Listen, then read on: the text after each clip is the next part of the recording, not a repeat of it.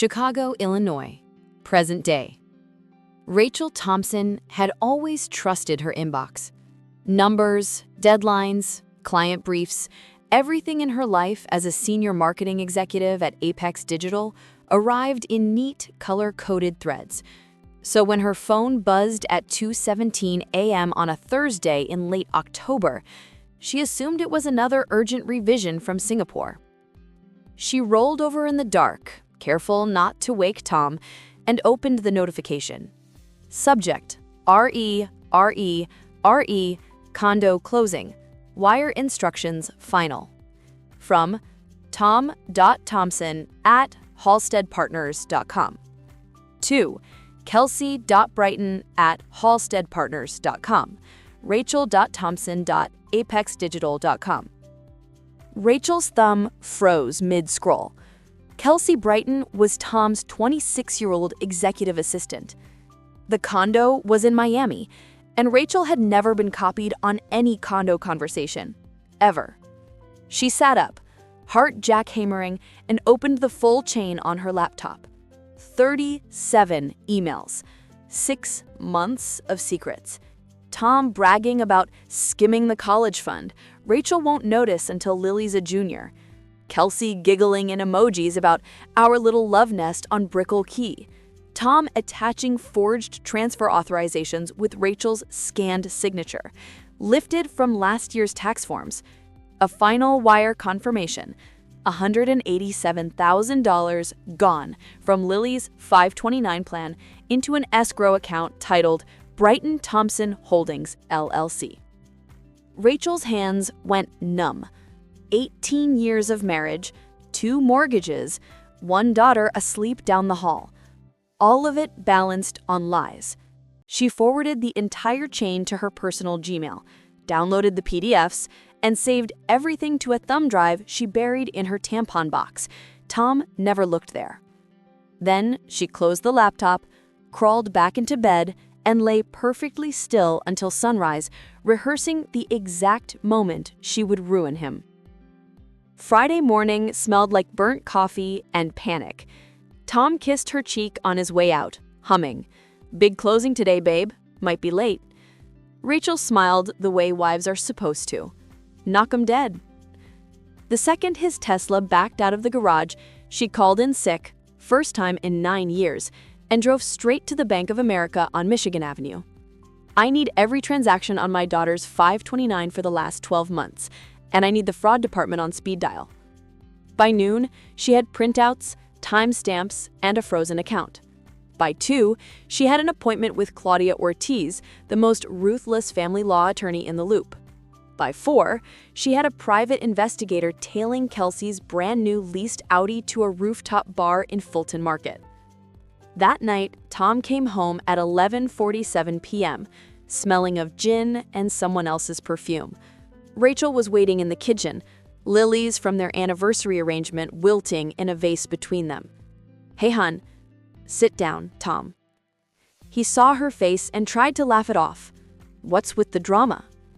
She opened her MacBook, turned it toward him, and pressed play. His own voice filled the room, recorded that afternoon by the PI, telling Kelsey over oysters, "Once the condo closes Monday, we list this house, blame the market, and Rachel gets stuck with the loss. She'll sign anything if Lily's college is protected." Tom's martini glass slipped from his fingers and shattered on the hardwood. Rachel didn't flinch. "I've frozen the 529. I've retained Claudia Ortiz, and I've already filed an emergency motion for exclusive possession of this house. You have until morning to pack a bag. The security system's been changed. Code's Lily's birthday now. Oh wait, you probably forgot that too." Tom opened his mouth, closed it, opened it again. "Ratch, this is insane. Kelsey's just... Don't you dare say her name in this house again." He reached for her wrist. She stepped back so fast the bar stool toppled. "Touch me and I add domestic assault to the list." For the first time in 18 years, Tom looked small. Rachel slept in the guest room with the door locked and her phone recording. At 3:12 a.m., she heard him crying through the walls. She didn't move. Saturday morning, Lily came home from a sleepover and found her father's suitcase in the foyer. "Mom, why is Dad leaving?" Rachel knelt, eye level. "Because he stole from you, baby. From us. But I'm fixing it, and we're going to be okay." Lily, 16, fierce, already taller than her mother, hugged her so hard her ribs creaked. "I never liked Kelsey's highlighter." Monday, Claudia Ortiz walked into the Daily Center wearing stilettos that could slice tires.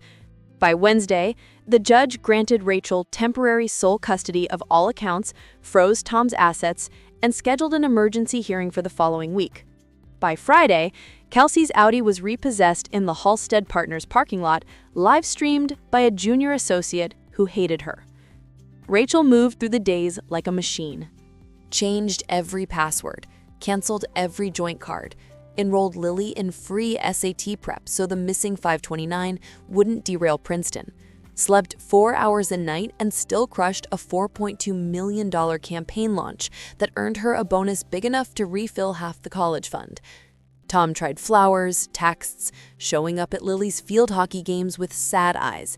Rachel had him escorted out by security every time. In November, the forensic accountant finished tracing the money. $412,000 total. College fund, HELOC, second mortgage, cash advances on cards Rachel didn't know existed. Claudia filed for sanctions. The judge ordered Tom to repay every cent, plus 9% interest and Rachel's legal fees. Halstead Partners fired both Tom and Kelsey the same afternoon. Corporate policy against fraternization plus fraud. December arrived with the first real snow.